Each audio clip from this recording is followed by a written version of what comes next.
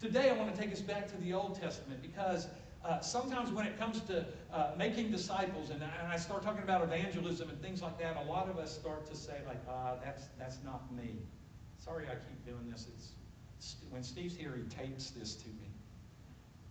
Anyway, there's my ADD kicking in again. I want to go back to Moses because Moses is God's going to tell him to do something, and Moses is going to tell him 5 times why he can't do it.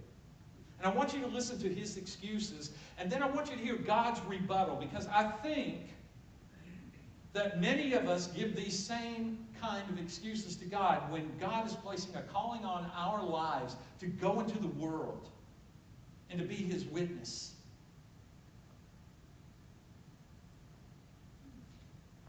God is going to put us in situations oftentimes that you're going to say, wow, I can't do that.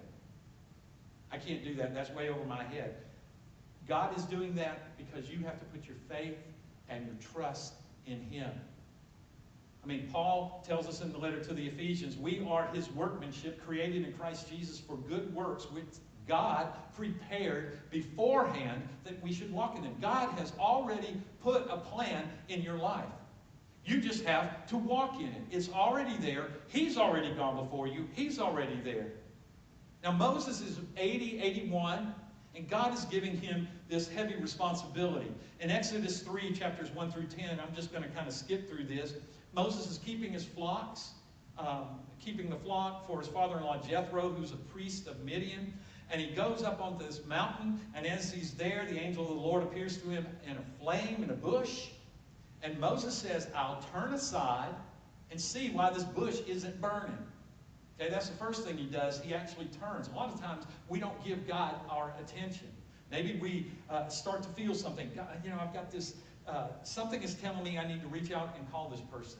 Someone's saying I need to visit this person. Something is going on, but yet we turn away from it. Moses instead turns. I want to see what's going on.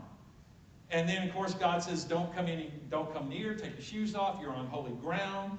Who are you? I am the God of your father. I'm the God of Abraham, the God of Isaac, and the God of Jacob. Moses hid his face. He was afraid.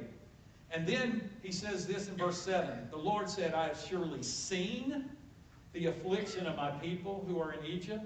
I have heard their cry because of their taskmasters, and I know their suffering. Seen, heard, and know. God has seen and heard and know everything that you're going through, what you're experiencing.